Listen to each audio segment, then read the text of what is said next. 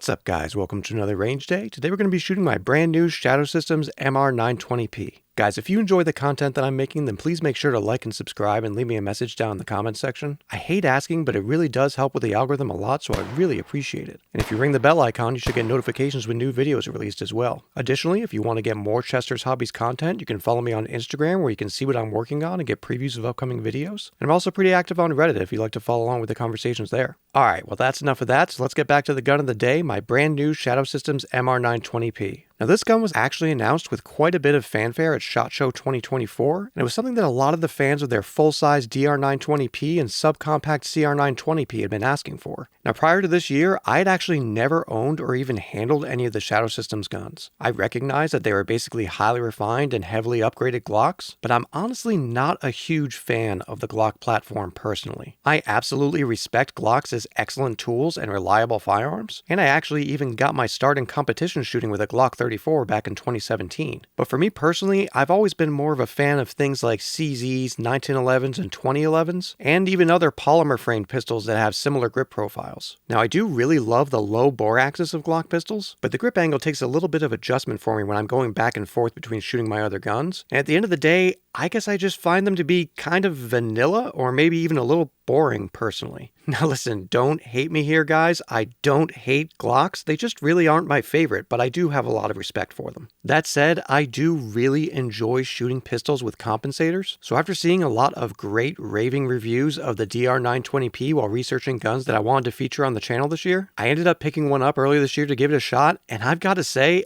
I fell in love with it pretty quickly. Now I'm going to have a video on this one eventually as well, but the short version here is, so far, I have a few hundred rounds through it and it's extremely fun and easy to shoot. It's very flat shooting and fast back on target, and even with all of the warnings about the break-in with the DR920P, I've had 100% reliability with it so far. So more to come on this one guys, it's pretty awesome, but let's get back to the MR920P. Now the MR920P was announced by Shadow Systems earlier this year at SHOT Show 2024, and it's essentially a Glock 19 size firearm with an integrated compensator very similar to the one they have on their subcompact CR920P. And then they also announced the XR920P, which is the exact same slide and compensator setup, but with a DR style full-size grip. So it's more along the lines of a Glock 19X or a Glock 45 in terms of size. Now since I loved my DR920P so much, I knew that I wanted to try more guns from Shadow Systems, but I really just couldn't believe the reports I was hearing that these brand new tiny compensators were either just as or nearly as effective as the giant compensator on the DR920P that I already had. So at the end of the day, the only way to really find out for sure was to test it myself. So I decided to get the MR920P, which allows me to test out the compact frame, and even throw the MR920P slide and compensator setup on my DR frame to essentially have an XR920P as well, which is pretty slick. Now much like my experience with the DR920P, getting my hands on the MR920P was really exciting, and spoiler alert here guys,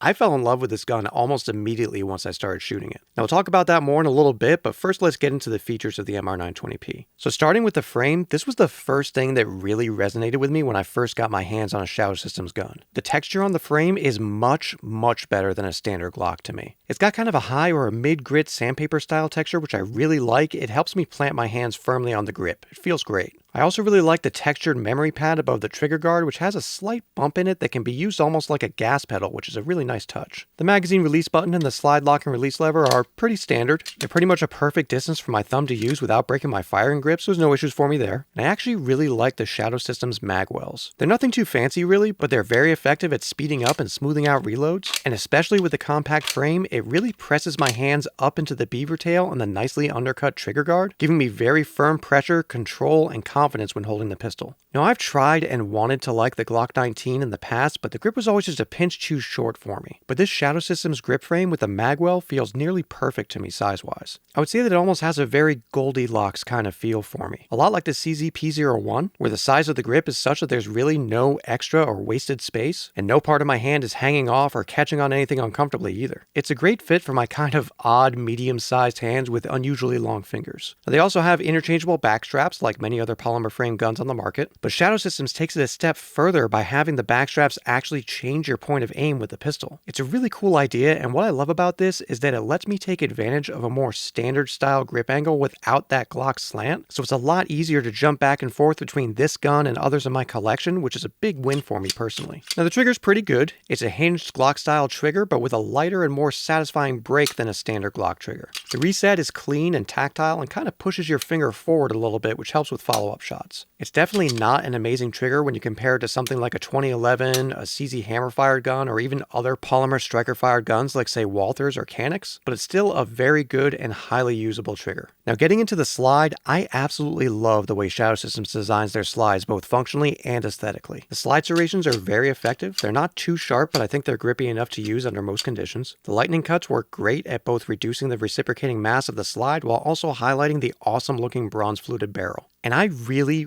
like their optic system here. Other companies really need to take notes from people like Shadow Systems and even Springfield with the Echelon. In 2024, we really should be able to mount optics without plates. And that's what they're doing here, and both of them are doing it extremely well in my opinion. So the Shadow Systems slide is milled from the factory to accept a wide variety of the most popular optics. It's pretty clever actually. They use a polymer spacer piece to position the optic very tightly in the optic cut without needing to use recoil bosses. Now I will admit, I was a little bit skeptical about this at first, but after installing optics on both my DR920P and MR920P with this system, I think it's really effective and there's good thread engagement in the slide as well. The icing on the cake here is that Shadow Systems also made sure that the iron sights included with the gun would co-witness with most of the optics their slide cut can support, which is fantastic. In my opinion, every company should be doing this these days, guys, seriously. Now the iron sights themselves are great. They're made of steel with a nice blacked out and serrated rear sight and a yellow tritium front sight. This is one of my favorite iron sight style setups personally, so it's really nice that they're good to go out of the box and even co-witness with my optic. Now for the optic on this, I went with a spare Primary Arms mini reflex sight that I had laying around, which utilizes the RMR footprint. The sight itself is decent. It's not my favorite, but it's really inexpensive compared to a lot of the other options out there, so it's got that going for it. Especially for someone like me who's putting red dots on pretty much everything these days, it can get really expensive really quick, so saving a little bit of money for guns that I'm only intending to use on the range is definitely a positive for me. Aside from that, I would say it's pretty much a no-frills optic for better or worse. It's got decent battery life, but the battery is on the underside of the optic like the old RMRs, so it needs to be removed to change the battery, which I'm really not a fan of. The 3MOA dot does look pretty good and co-witnesses well with the irons. The glass is very clear with minimal tinting, but the elevation and windage adjustments leave a lot to be desired. In the manual, it says that 1 click is equal to 1 MOA,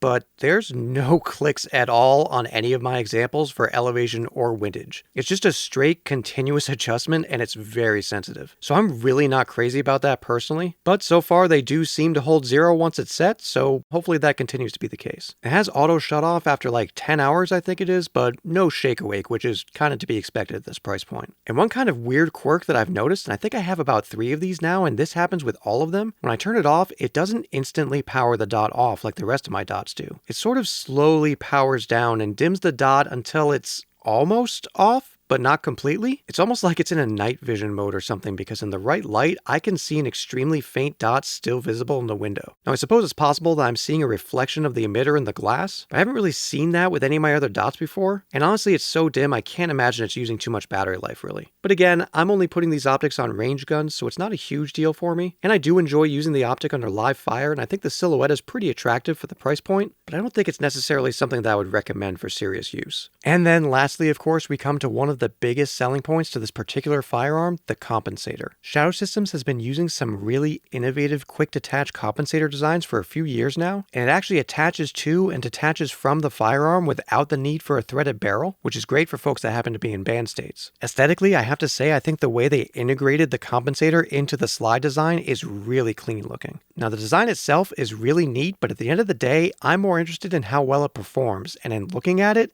that's a pretty small compensator, guys, especially when compared to the massive single-port compensator on the full-size DR920P, so I had a lot of trouble believing it would be very effective. That is, until I actually shot it, and man, I've got to say, I don't know what kind of magic they're using over there, guys, but this compensator is incredibly effective. Now, I should probably mention that this gun is super light at only 1 pound 8 ounces in the configuration that you see it in here, and for a gun that light, it shoots as well or better than some guns that weigh twice that much for me. It's certainly a lot softer and flatter shooting than its size and weight would suggest, and the first time that I ever shot it, I actually audibly said, "Oh," after I fired my first round because the compensator literally snapped my dot right back to the point of aim almost immediately after I pulled the trigger. I was instantly sold on it after the very first live fire trigger pull, and that's pretty rare for me, honestly. But with all that said, guys, so far I've only had the chance to do some very basic testing out in the yard, so I don't have a ton of rounds through it yet, and today's actually going to be my first time getting it out for a full range day, so I'm super excited about this. So let's hit the range and see how well the Shadow Systems MR920P performs.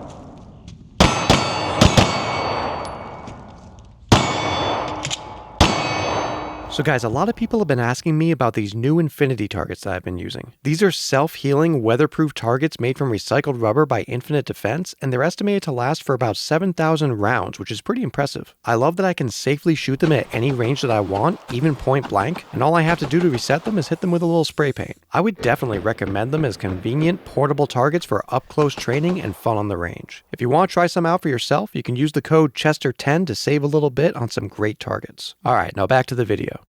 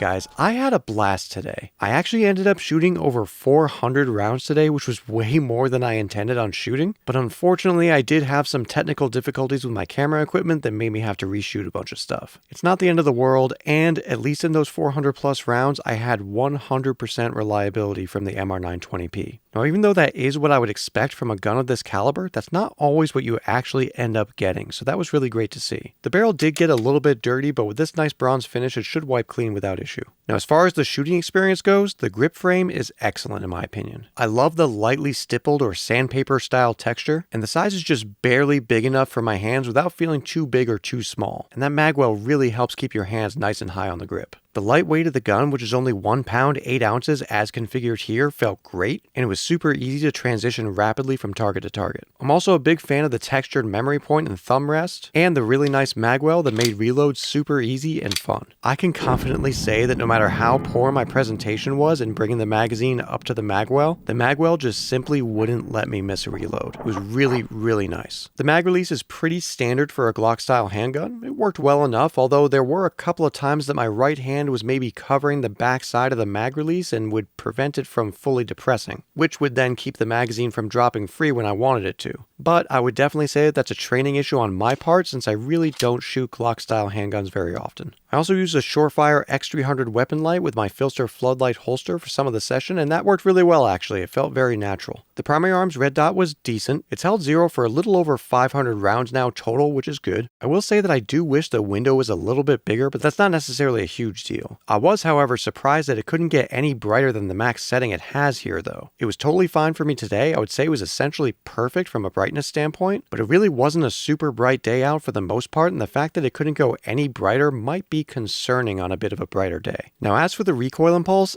I have to say, I don't fully understand it, but this tiny little compensator is incredibly effective, guys. It is very flat shooting and far less snappy than you would think it would be when considering the light weight and small size. Doubles are easy to keep on target, and the dot is very easy to track. If I wasn't running around and putting stress on myself, I was able to get some extremely tight groups, even under rapid fire, which in my experience I thought was pretty impressive, and I would definitely attribute the majority of that to the compensator and the ergonomics of the gun. I did notice, however, that when I was putting stress on myself while shooting rapidly and running from point to point, I actually had a bit of trouble finding the dot, which is not something I usually experience. I have dozens of guns with red dots on them, and I'm generally very comfortable at acquiring the dot. Specifically, I noticed when I was doing chest head drills on the Infinite Defense rubber silhouettes, I was often overshooting the head box, which really didn't happen for me on my recent range session with the Daniel H9, which does point very naturally for me with its 1911 grip angle. Now, aside from the point of aim issues, I also did have some issues with the trigger. Full disclosure here though, guys, this is definitely a me problem. Now, the trigger does have a nice feeling break, but it also has a pretty long reset. So if I was trying to go fast with this gun, I would sometimes get a little bit of trigger freeze because I wasn't letting off the trigger as much as I needed to in order to get it to reset. Now, if I practiced with it more, or if it was my primary carry or my primary platform, I'm pretty confident that it would become a non-issue for me. But because I really don't shoot Glocks very often, and I've been going back and forth a lot lately between 2011s, CZs, Walthers, Canics, and now these awesome guns from Shadow Systems, it was definitely a noticeable difference for me that held me back a little bit on the range. But aside from the trigger reset and the point of aim not being quite as natural for me, it is a fantastic gun that shoots exceptionally flat, especially for its size. I absolutely love the aesthetic. It has an aggressive look that's practical without being too flashy, and it's definitely in an entirely different league when compared to a standard Glock from a visual standpoint, in my opinion. I would say for people that enjoy Glocks or Glock clones and Shadow Systems style of guns, and particularly if you're a fan of their compact offerings, I really think this gun is a no-brainer if you can afford it. It is very reasonably priced above the elite models that already have a ton of great features, and that tiny little compensator works exceptionally well. I'm really impressed with how fast the compensator is able to help my sights return to zero. I don't think it's quite as fast and flat shooting as the full-size DR920P with the larger compensator, but honestly, it's not too far behind. The bottom line here is, I would not hesitate to recommend this gun to anyone that's interested in it. So that's going to be all for today, guys. I've got a ton of handgun reviews on the way, as well as more ARs, AKs, PCCs, and shotguns. So remember to like and subscribe, ring the bell, stay tuned, and thanks for stopping by.